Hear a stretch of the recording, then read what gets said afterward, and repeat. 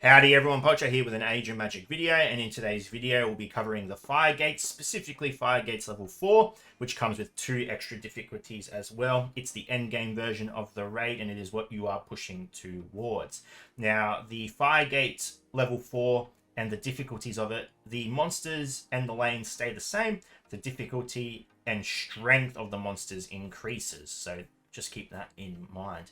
The raid itself is split into 3 categories. I have created this map myself. There are many maps out there, many. However, I've used this one just because it's what you see in the game and much easier to refer to.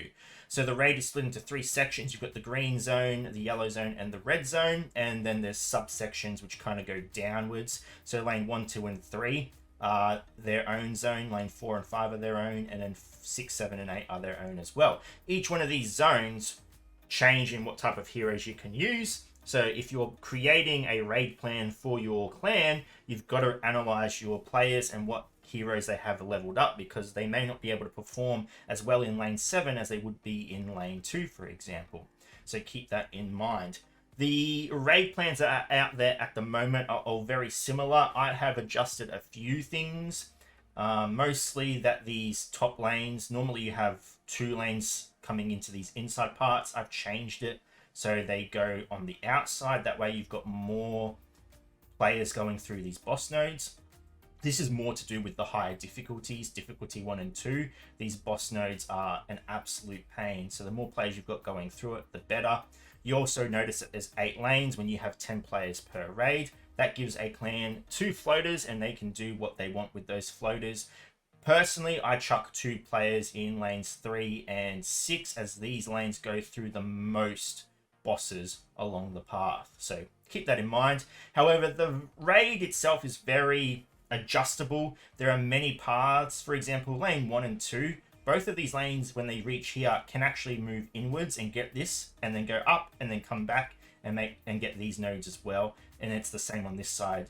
7 and 8 can hit this point, then get the tiles, then go up and then come back out. So there's a lot of things you can adjust to help players out if you need to. Just keep in mind and make sure they know what's going on before you start switching things. Otherwise, it could lead to a mess. If you get players going here and then they go straight up, there's no way they can get these outside nodes, so just keep that in mind as well. Okay, so going over each section and lanes, let's jump into it. Lane 1 and 3, they're going to be using these same heroes up the path until you get to the very end. In the green zone, I've blurred the map in the back, but it's essentially this section right here. And we'll go over these notes. Again, you can share these with your clan if you want to. I have them, just message me. Now, the green zone has a few factions you can use, a few heroes. There is the option of the Abyss Slaves, and you have Goblins. The Goblins are going to be the best option for these nodes. As much as people don't understand the Goblins, I've even put it in here though, confusing to understand, the Goblins are the best option, and they're much more effective when you use them on manual. It's just learning when to use the mark between Full Metal and Prook. And there's also little things you can do along the way with Goblina's Confusion. You've got the Goblin Anus's ability to add evasion to your characters. There is healing in the faction as well. You can move through that, and Full Metal can offer healing as well. You actually learn a lot about the faction when you're using it in this raid. Now, there is an advanced method as well where people can use Abaddon here. They're not using it to clear the nodes. They're using Abaddon so they get his ultimate, his Burning of Souls ability, off cooldown, because that ability does 30% max HP damage to an enemy. So the idea is you get it off cooldown here so you can use it later on in the raid against the final boss. Moving into the yellow section, now you have 2 bosses in the yellow section. Oh, sorry, back in the first section, you do have 1 boss. It is the Irma. Now, you're going to still use the Goblins. Just use the Goblins, it's fine. That is the best team by far. Moving into the yellow section, you have Suna and Tiliana. Now, there is a bit of an adjustment onto what you use here, but going through the nodes, I found the best team to use is Azariel, Kobolok, Irma, Chrome, and Mabe. Now, you can swap Mabe with Wieland. However, I find Mabe performs better on the nodes, and Wieland performs better on the bosses, because Wieland does do damage to your characters, And he also is just so much more effective against the bosses. You really want to use him against the bosses. And if you're a whale, this is a whale hint, you don't really want to be using him against the nodes, because the more he dies, the more expensive he is to resurrect, and you really want to be saving him for the bosses. So you don't want him dying on regular nodes, because you may, if you're whaling enough, get to a cap and you can't resurrect him anymore. So this is what you're going to use to tackle the nodes. Now when you get to the bosses, Suna specifically, you want to use this same team. You do want to swap out the Kobolok for the Wieland though. Suna has an ability where she can cleanse all debuffs off her and she heals. Kobolok offers another character on the team that adds debuffs to the enemy, so it's going to make the fight a lot longer because she's going to be healing a lot more. But if you put Wieland in, and then you have the ability to use Azariel as your healer and protection from death, then you have Mabe for lockdown, you have Chrome for damage, you have Irma for accuracy decrease, and if you're swapping and using your Mabe and Chrome melee marks with your Wieland to put the enemy to sleep, to use Wieland's basic to reduce initiative, use Mabe to reduce initiative, you'll get a lot more out of the fight. You just are going to struggle going into that fight with these characters. Going into Tiliana though, you can use whatever team you want. You can use the Wieland, Cobalt, you can use whatever. Just any of these teams works fine. Tiliana just hits hard. There's no strategy to the fight. You can go in with accuracy decrease and lockdown to just try and prevent her from using her abilities and forcing her to miss because she'll have accuracy decrease. But it's not as in-depth as the Suna fight. It's just to beat your head against it till she dies type of thing. Moving into the final nodes, the enemies in the final node are quite strong. There's a lot of Dragonkin on this side, and the Dragonkin, the Katars, they just tear through your characters. So you've got two options here. You can use the Zart, Chrome, Irma, Wieland, and Mabe team. They do quite well against the nodes, but you can also use the Arakan Undead, Blood Emperor, Blood Mage, Blood Priest, Arakan Shadow, and Arakan Guard. They perform very well against the nodes as well, and a lot of the damage from the Arakan Undead come from Blood Emperor when he goes into his god form. With this other team, it's very difficult because the Zart dies so quickly, so just be aware of that. But both of the teams are good to use. The Dexar boss node at the very end is best for with the Zart, Chrome, Irma, Wieland, Mabe team, I find. Going up against the Mizuhuku boss, however, you can clear the nodes or the waves before the boss with that team, but Blood Emperor is going to be much more effective against that Mizuhuku because he's the only one that can do significant damage to that boss, especially in the harder difficulties. In regular, sure, you could use either. Difficulty 1, but difficulty 2, I've just never had success with this team. Always the Blood Emperor team. And like mentioned before, if you have enough players with your Abaddon's Burning of Soul ability available, 3 or 4 players can go into that boss, use that ability, and he will be dead. It takes a lot of coordination though and planning, but it can easily be done. So that tackles lane 1 to 3. Like I said, if you need this, message me, I'll be able to share it with you. Moving into lane 4 and 5, these two start off pretty evenly and then they split, they diverge in what you can use. We'll speed it up. Again, you can just get this information if you want. The green zone, the two usable factions here are the Arakan Undead or the Dark Elves. Both are very usable. I've got the best teams you can use if you want. Blood Emperor, Blood Mage, Blood Priest, Arakan Shadow, Arakan Guard for the Undead. And for the Dark Elves, you've got Naja, Azariel, Drake, Lokia, Lael, or Trish. You can swap these two characters.